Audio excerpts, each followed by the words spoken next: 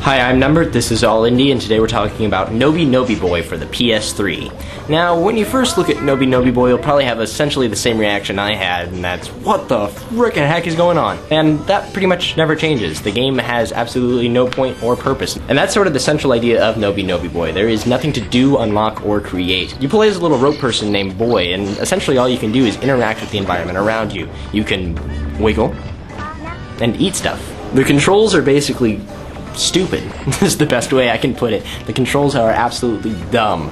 For instance, you have one analog stick that controls your head and the other analog stick controls your butt, which makes it incredibly confusing if you want to move anywhere. It's really difficult to navigate the environments, and I guess that was maybe intentional. That's not the only thing that's mind-numbingly confusing though. The other controls, for instance the start button, seems to do absolutely random stuff. Every time I press it, it opens up a different menu. I have no idea how to use it.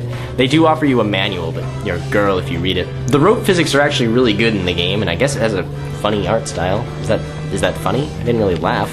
There's a squirrel in it. I guess that's funny. The other sort of cool idea, besides the initial concept of having no goals in the game, is that the combined lengths of all Noby Noby Boys can be uploaded to a server called Girl. And what Girl is basically a larger version of Noby Noby Boy, except she's stretching through space. So as Girl stretches, she can reach other planets, and they become accessible levels for all the people on Noby Noby Boy. When the game first launched, the only accessible level was Earth, and that would seem to be really boring to having only one level, but every time you regenerate the level, it randomly generates the environment, so I guess that would have been a little more interesting. At the time of this recording, Girl has reached Earth, the Moon, Mars, and Jupiter, so there's multiple levels and environments with new items and things to interact with. I still feel like Earth is the most fun to mess around with, but I like the central idea of having community-based progress. I haven't played World of Warcraft in a long time, but when I did, I remember a series of daily quests where basically the community's combined scores on the daily quest would affect how quickly the later daily quests would be unlocked. So basically, the combined scores of all of the people playing those specific daily quests would be added up, and they would be able to unlock faster the new daily quests. On a much more recent scale, Battlefield 1943 did a similar thing where the game only launched with a single map,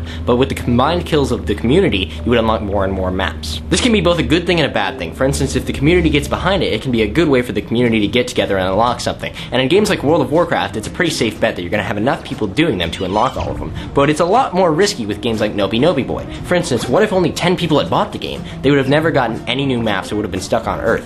It's sort of a risk that the developer had to take, and judge whether or not enough people would be there to actually make the links necessary to get to the other planets. So it's for those reasons that I'm not really sure how I feel about community development, and overall I kind of think I don't like it. I'm not 100% sure, but for the most part, it sort of takes the control out of the player's hands. For instance, what if one person really likes Noby Noby Boy, but they'll be limited because, it's basically impossible for a single person to unlock new maps, and it sort of limits what a single person can do to the constraints of other people. Community development aside, I really enjoyed Noby Noby Boy. It's a funny game, and it's really like nothing else that I've ever seen before, especially not on the Xbox 360. It is a PS3 exclusive. You can tell, it is so Japanese. But it's fun, you just to explore the worlds and see what sort of things can arise. It's really fun to play with another person as well, and I'd have to recommend it.